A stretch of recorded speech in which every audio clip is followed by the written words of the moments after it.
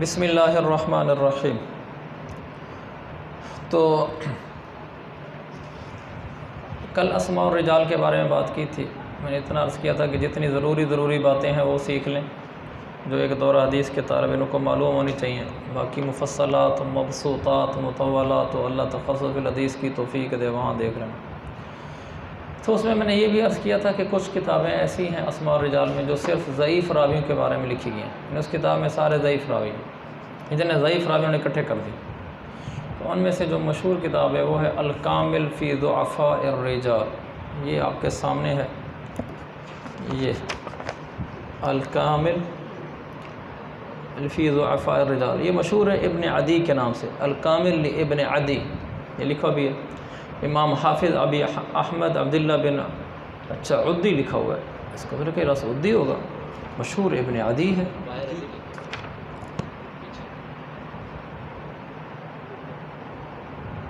ادھر عدی لکھا ہوا ہے،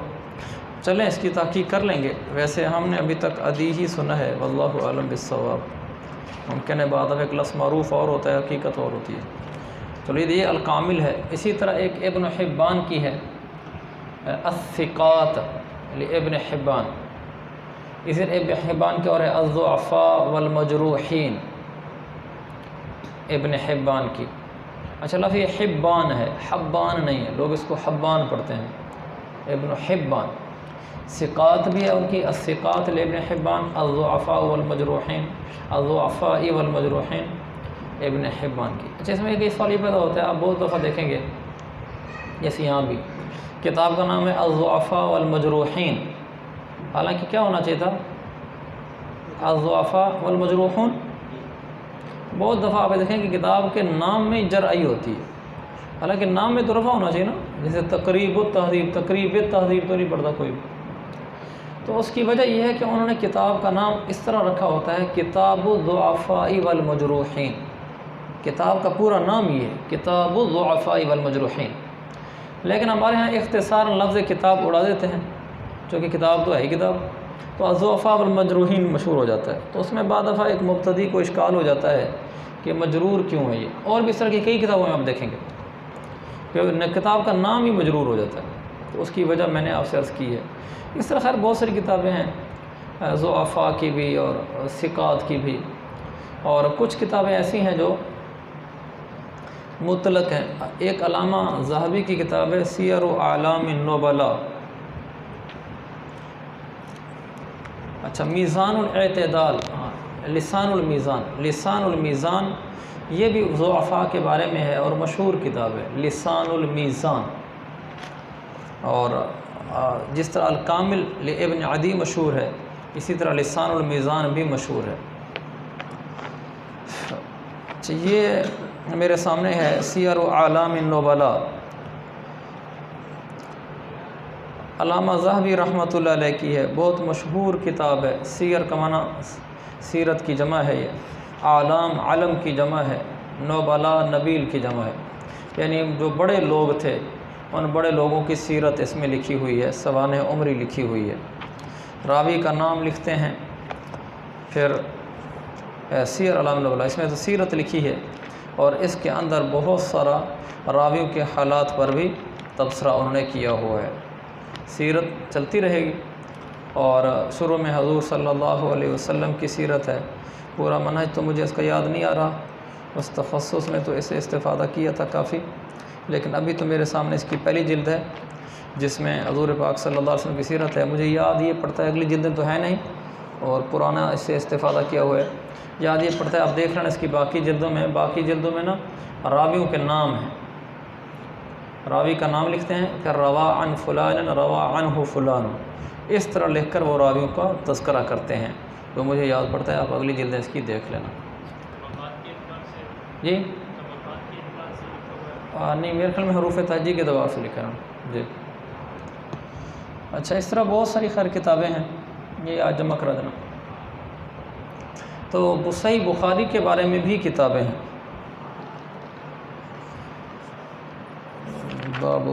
صحیح بخاری کے راویوں کے بارے میں ایک کتاب ہے رجال صحیح البخاری،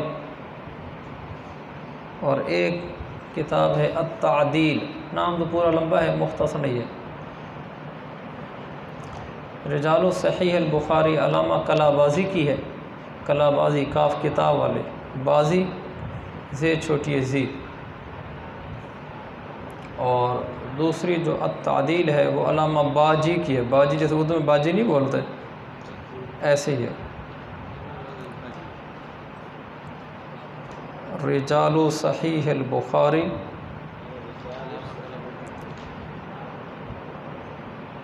تو یہ علامہ کلابازی کی،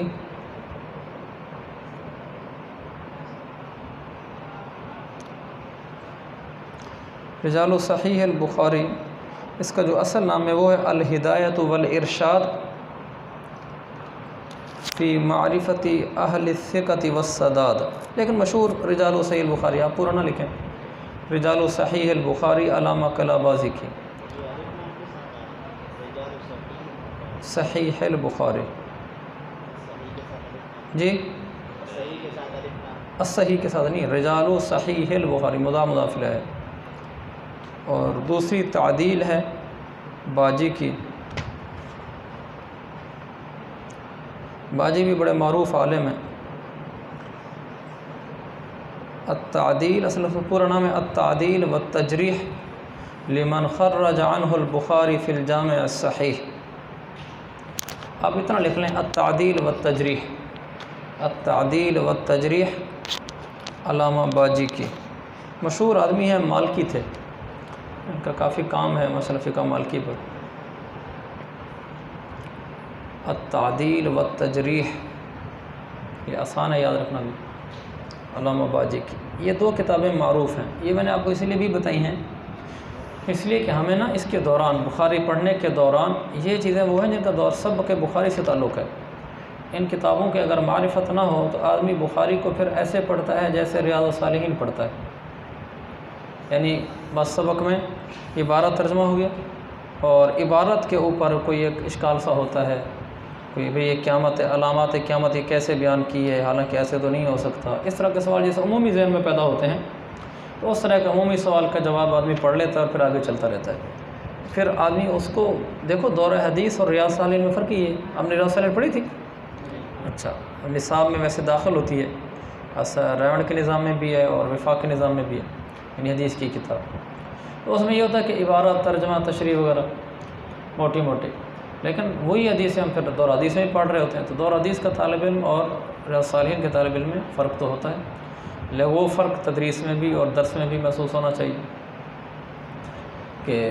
یہاں حدیث کے ساتھ شدھ بدھ ہو، جب آدمی دورہ حدیث کر کے فارغ ہو تو بہت دکھ کی بات ہے کہ ایک آدمی نے دورہ حدیث کیا ہوا ہے لیکن اس کو حدیث کی مبادیات تک کا علم نہیں، کچھ بھی نہیں پتہ، بخاری شریف کی شروعات کے نام تک نہیں آتا، بخاری شریف کے رجال پر لکھی ہوئی کتاب کا نام نہیں آتا کہ اگر بخاری شریف کے کوئی راوی دیکھنا ہے تو کیسے ہو، اس طرح بخاری شریف کی جو تعلیقات ہیں اس پر بھی کام ہوا ہے، تو یہ ساری چیزیں دیکھنے کی ہیں۔ یہ بھی ایک اہم کتاب ہے جس کا بتانا ضروری تھا، ابھی مجھے خیال آیا، بخاری شریف کی جتنی تعلیقات ہیں اس پر بھی ابن حجر نے کام کیا ہے، تغلیق التعلیق نام ہے اس کا، تغلیق، غلق یغلق، تغلیق التعلیق ابن حجر کی ہے، اور یہ بہت ضروری ہے، ہمارے کتب خانے میں موجود ہے، اس کتاب سے بھی استفادہ ضروری ہے۔ وہ کیوں ضروری ہے؟ کیونکہ یہ جو کتابیں میں آپ کو بتا رہا ہوں کہ ان کی معرفت ضروری ہے، مثلا رجال صحیح البخاری علامہ کلابازی کی، اور دوسرا التعدیل والتجریح لمن خرج عنہ البخاری فی الجامع الصحیح، یہ علامہ باجی مالکی کی ابو الولید کنیت تھی، ان کی ہے۔ اس کی واقفیت اس لیے ضروری ہے کہ ابھی آپ کو پہلی حدیث میں محسوس ہو جائے گا کہ اگر بخاری کے روات پر لکھی ہوئی کتابوں کا ہمیں علم نہیں ہے، یا جو کتابیں کل میں نے آپ کو اسماء الرجال کی موٹی موٹی بتائیں جو آپ سے متعلقہ ہیں، جیسے صحابہ سے متعلقہ لکھی ہوئی کتابیں، اسد الغابہ، الاصابہ، ایک اور بھی ہے الاستیعاب فی معرفت الاصحاب، معجم الصحابہ، کئی کتابیں ہیں لیکن اسد الغابہ اور الاصابہ زیادہ مشہور ہیں، تو اس کی معرفت بھی ضروری ہے ان کتابوں کی۔ اگر یہ باتیں آپ کو معلوم نہیں ہوں گی، یعنی اسد الغابہ، اصابہ، التعدیل والتجریح اور رجال صحیح البخاری، اس طرح کی باتیں معلوم نہیں ہوگی تو بخاری شریف کو آپ صحیح سمجھ بھی نہیں سکتے۔ تو ان کی معرفت آپ کو حاصل ہو جائے گی ان کتابوں کی، کتابیں کس بارے میں ہیں، تو پھر آپ کو بخاری سمجھنا آسان ہوگا، جیسا کہ ابھی ہمیں حدیث سے معلوم ہوگا۔ تو یہ ابھی جو ہم پڑھیں گے باب بنیان الکعبہ، تو اس کے اندر یہ باتیں معلوم ہوگی کہ ہمیں ان کتابوں کی واقفیت کا کیا فائدہ ہوا ہے۔ اب دیکھیں شروع کرتے ہیں باب بنیان الکعبہ۔ باقی یہ تو میں نے آپ کو بتا دیے تھے کہ ہمارے سامنے جو بشرا کی کتاب ہے کہ اس پوری کتاب میں اوپر کتاب و فضائل صحابہ سے لے کر نیچے آخر تک اہم باتیں کتاب کی، عنوان دیا ہوا ہے، بین السطور کیا ہے، محفوظ ساری نہیں ہوئی تھی، اینک بڑی تنگ کرتی ہے۔ دیکھیں اوپر سے دیکھ لیں، چلے یہ باتیں بھی کر لیتے ہیں، بلکہ یہ کر لینے کے بعد پھر آپ کو بتا دوں۔ دیکھو کتاب و فضائل صحابہ، یہ میں آپ کو کہتا ہوں جو صفحہ جو کتاب نے کھولی ہے پہلے نقطے سے لے کر آخری نقطے تک سب کچھ آنا چاہیے۔ پوری کتاب میں کوئی ایسی چیز نہ لکھی ہوئی ہو، چاہے وہ تھوڑا سا شوشہ ڈنڈا ٹیڑھا پن بھی ہو نا، یہ کیوں ہے، ایسا کیوں ہے؟ وہ یاد ہے میں زمانہ طالب علم تھا، وہ آپ کی ان کتابوں میں تو نہیں لکھا ہوتا، جب ہم پڑھتے تھے پرانے نسخے تھے نا، پرانے طرح کی کتابیں، ان میں لکھا ہوتا تھا، آپ نہیں پڑھا ہوگا، او بھائی سونا نہیں، نام تو میں لے نہیں سکتا، تو وہ آپ نا کہیں 12 ختم ہوتی تھی نا، اس کے آخر میں 12 لکھا ہوتا ہے، دیکھا آپ نے کبھی؟ تو مجھے اس وقت بھی خیال ہوتا تھا یہ 12 کیوں لکھا ہوا ہے؟ تو میں نے پوچھا بھی تھا کسی سے، لیکن جواب مطلب نہیں مل سکا تھا۔ اور یہ نون جو نسخے والا نون لکھا ہوتا ہے لمبا، میں کہتا تھا یہ کیوں لکھا ہوا ہے؟ اچھا کہیں لمبا ہوتا تھا کہیں چھوٹا ہوتا، پھر میں کہتا تھا ادھر چھوٹا کیوں ہے ادھر لمبا کیوں ہے؟ یہ شروع سے میں اس طرح کی چیزوں میں نا ہندی کی چندی میں لگا رہتا تھا، اس کا فائدہ ہوتا ہے۔ تو ابھی میں آپ کو بھی دکھلاتا ہوں، یہ سارے آپ کو بھی نظر آئیں گے، کہیں نون چھوٹے، کہیں نون لمبے، کہیں نون چل کر آگے کوئی لفظ، کہیں نون اکیلا، کہیں نون کالے، کہیں نون پیلے، کہیں سرخ۔ اچھا میں اس نون کو زے پڑھتا تھا، زا، میں کہتا تھا یہ زا لمبی کیوں لکھی ہوئی ہے؟ تو دیکھنے سے زا لگتی ہے نا، میں کہتا تھا یہ لمبی زا کیوں لکھی ہوئی ہے؟ تو پھر ایسا جواب بھی مل گیا۔ تو اس لیے کوئی چیز ایسی نہیں ہونی چاہیے پوری کتاب میں کوئی نقطہ، او بھائی کوئی نقطہ ایسا نہیں ہونا چاہیے جو آپ کو معلوم نہ ہو۔ اس سے فائدہ کیا ہوتا ہے؟ تحقیقی مزاج پیدا ہوتا ہے آدمی کا کہ ایسا کیوں ہے، ایسا کیوں ہے، کوئی نیا لفظ آ جائے ایسا کیوں ہے، عربی میں کوئی نئی تعبیر آ جائے ایسی کیوں ہے۔ اب عمدۃ القاری پڑھ رہے ہیں، فتح الباری پڑھ رہے ہیں، اس نے لکھ دیا افردہ المؤلف، یہ افردہ کا کیا مطلب ہے؟ کہیں اسے لکھتا ہوا افردہ المصنف، بھائی مصنف و مؤلف میں کیا فرق ہے؟ ادھر کبھی مصنف لکھا کبھی مؤلف لکھا، یہ نا ہر بات پہ کیوں اٹھنی چاہیے؟ یہ تو میں پہلے عرض کاری نہیں سکتا، یہ ہر دفعہ عرض کرتا ہوں کہ کیوں سیکھنی ہم نے، ایسا کیوں ہے، ایسا کیوں ہے؟ بعد دفعہ ہماری کیوں بے فائدہ بھی ہوگی، کوئی حرج کی بات نہیں۔ اگر 10 دفعہ کیوں کی 2 دفعہ بے فائدہ نکلے تو 8 دفعہ تو با فائدہ ہے، تو اس سے انسان میں تحقیق پیدا ہوتی ہے۔ اب ہم اس کو دیکھتے ہیں ایسا کیوں ہے، تو پھر پورے صفحے کو نا دیکھو نا، کتاب میں صفحوں پر شروع ہو رہا ہے، یہ ہمارے پاس بشرا جلد ثانی صفحہ نمبر 1719، جلد ثانی ہے نا، یہ کتاب و فضائل الصحابہ۔ اس کا مطلب یہ ہے کہ اس کی جو بہت ساری اندر کتابیں ہیں، جیسے کتاب و صلاۃ، کتاب و زکوٰۃ ہوتا ہے تو آپ جانتے ہیں وہ، اور اس کا آگے باب بنیان الکعبہ لیفٹ سائڈ پر درمیان میں صفحہ نمبر۔ اچھا نیچے پہلی سطر دیکھیں، وَيَتْبَعُهُ کے اوپر نون 1 لکھا ہوا ہے، اور یہ میں نے بتا دیے تھے کہ یہ نون کی علامت ہے، یہ زا نہیں ہے، یعنی نسخہ، ایک نسخے میں یتبعو ہے، اور نیچے دیکھو نا نمبر 1، اور ایک نسخے میں یتبع ہے، سمجھ گئے؟ آگے لکھا ہوا ولیل، یہ کشمہینی لفظ نہیں ہے، یہ لفظ ہے کشمیہنی، کشمیہنی۔ اچھا میرا وہ عنوان رہ نہ جائے، چونکہ میں پورا صفحہ کرانے لگا ہوں، شاید اسی پہ ٹائم کافی لگ جائے، بلکہ اسی پہ شاید ٹائم ختم ہو جائے گا۔ کل آپ کو پھر وہ بتاؤں گا جو میں نے بحث ابھی شروع میں چھیڑی تھی کہ ہمیں صحیح بخاری سے متعلقہ رجال، صحیح بخاری کے روات سے متعلقہ رجال پر لکھی گئی کتب سے معرفت ضروری ہے، جو میں نے آج بتائی، رجال و صحیح البخاری، التعدیل والتجریح، الاصابہ، اسد الغابہ، اور اسی طرح بخاری کی تعلیقات پر لکھی گئی کتاب، بخاری کی شروع پر لکھی گئی، بخاری پر لکھی گئی شروع سے واقفیت، یہ ضروری ہیں، یہ دورہ حدیث کا حصہ ہیں، اسماء الرجال کی کتب سے واقفیت۔ اگر نہیں ہوگی تو پھر ہمیں دورہ حدیث میں حدیث سمجھ نہیں آئے گی۔ کیسے سمجھ نہیں آئے گی؟ یہ اب کل مجھے یاد دلانا، کل میں اسی پر درس دوں گا، جیسا کہ آج اسی پر دینے لگا تھا، اور درمیان میں یہ بات پھر آ گئی کہ ہم نے سبق شروع کرنے لگے تو پہلے پورے صفحے میں جو کچھ لکھا ہوتا ہے ہم اس کو جان لیں۔ اور ایک بات یہ بھی عرض کرنی تھی، جو شروع ہے بخاری شریف کے اس میں فتح الباری کا نام مشہور ہے، یہ بات عرض کرنا میں پہلے بھول گیا تھا۔ فتح الباری نام کی بخاری کی 2 شرح ہیں، دونوں کا نام فتح الباری ہے، اور ایک تو فتح الباری ابن حجر رحمۃ اللہ علیہ کی ہے، ابن حجر عسقلانی، اور ایک ہے فتح الباری ابن رجب حنبلی کی، فتح الباری لابن رجب الحنبلی۔ تو یہ بھی کافی معروف ہے، گو اتنی نہیں ہے جتنی فتح الباری یہ والی ہے جس کے بارے میں لا ہجرت بعد الفتح، کہ فتح الباری کے بعد آپ کسی اور شرح کی طرف ہجرت کرنے کی ضرورت نہیں، سارے مسائل اسی شرح میں حل ہو جائیں گے۔ تو یہ مقام تو یقیناً اس کا نہیں ہے، یہ مقام کا بہت زیادہ فرق ہے، لیکن بہرحال وہ بھی ایک معروف اور اچھی شرح ہے۔ یہ خیال کرنا کہ فتح الباری، اور یہ دیانتداری کا تقاضا ہے، جب کہیں بولو یا لکھو کہ یہ بات فتح الباری میں ہے، اگر تو ابن حجر عسقلانی کی ہے تو پھر تو اتنا کہنا کافی ہے کہ ابن رجب فتح الباری میں یہ بات ہے، یہ کہنے کی ضرورت نہیں ہے کہ ابن حجر کی فتح الباری، کیوں ہے ہی انہیں کی مشہور، اور علی الاطلاق یہی مراد ہوتی ہے۔ جب مطلق فتح الباری بولا جاتا ہے تو ابن حجر کی مراد ہوتی ہے، لہذا یہ دیانتداری ضرور سنبھالے رکھنا کہ تم کوئی بات فتح الباری ابن رجب والی سے لو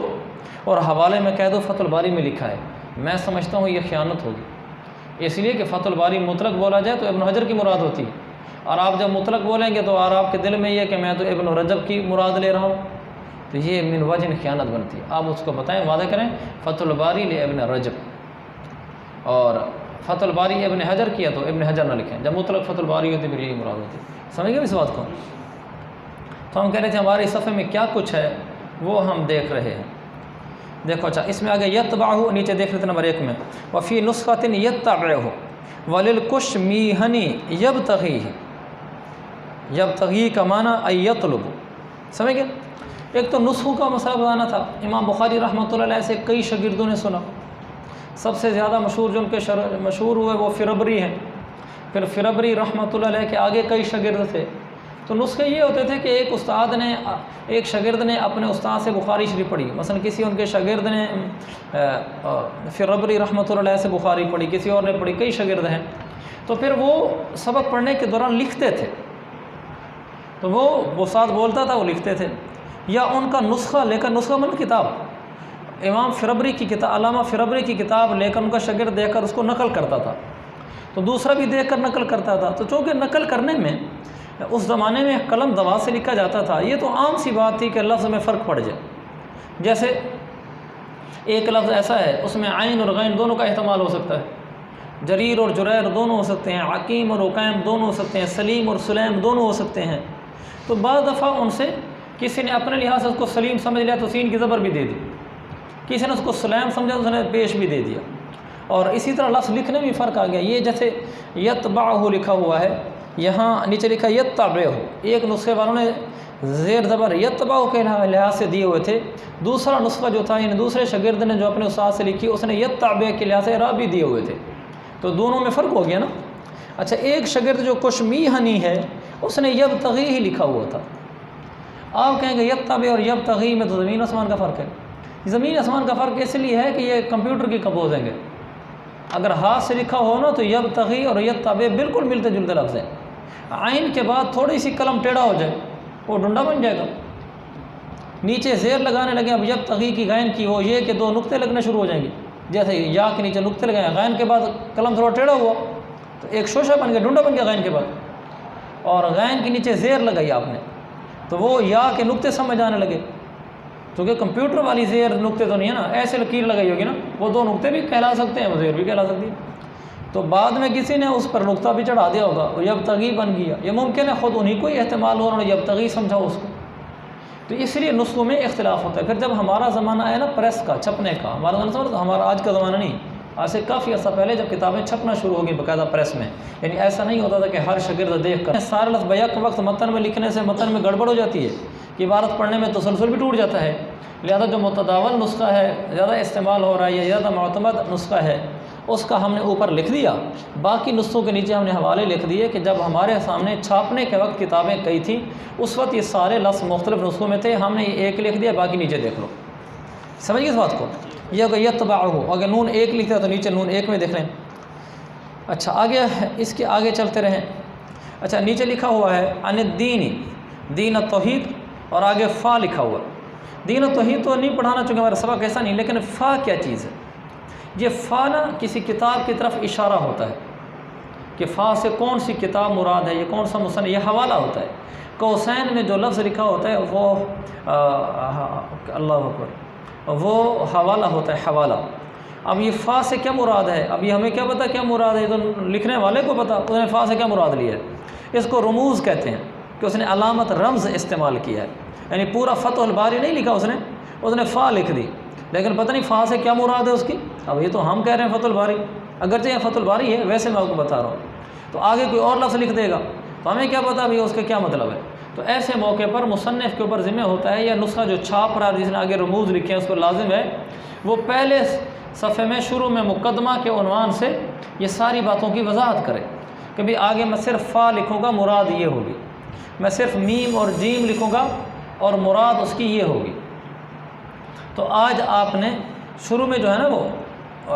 جو لکھے ہوئے ہیں نا، میں نے کچھ بتایا تھا پہلی جلد کے شروع میں، تو اس میں انہوں نے رموز لکھے ہوئے ہیں، لکھا ہوا ہے شرح الرموز، کہ جو رموز ہم نے یہاں استعمال کیے ہیں. دیکھو 2 سطر بعد نیچے آ رہا ہے قال زید المائل کا کہ میم جیم لکھا ہوا ہے، نظر آ رہا ہے؟ اوپر سے نیچے 3 سطریں قال زید، زید کے آخر میں میم جیم ہے، نیچے لکھا پہ نستور کے آخر میں. یہ میم جیم کیا چیز ہے؟ مج سے کیا مراد لیا اس نے؟ اچھا نیچے سے اوپر دیکھیں، یہ بابو بنیان الکعبہ سے اوپر حدیث نمبر 38-28 میں نے بتایا تھا کہ عربوں کا 2 اور طرح ہوتا ہے، ہمارا 2 اور طرح ہوتا ہے. اچھا اس میں دیکھیں اوپر لکھا ہوا ہے ای خرج عن ارض طاغوا وقال لیس ای خرج عن ارض آگے طاغوا. اب طاغوا سے نے کون سی شرح مراد لی ہے، کون سی کتاب مراد لی ہے؟ تو یہ حوالہ کس کتاب کا حوالہ مراد ہے؟ کیونکہ پورا کتاب کا نام تو نہیں لکھ سکتے ہر جگہ، بین السور میں جگہ کیا ہوتی ہے. تو یہ سارے حوالے ہیں اور رمز ہیں، حوالے کا رمز علامت ہے، اور اس رمز کی جو شرح ہے وہ پہلی جلد کے شروع میں لکھی ہوئی ہے. تو کل آپ سب نے وہ شرح و رموز پڑھ کر آنے ہیں کہ کس لفظ سے ان کی کیا مراد ہے. ٹھیک ہو گیا؟ چلو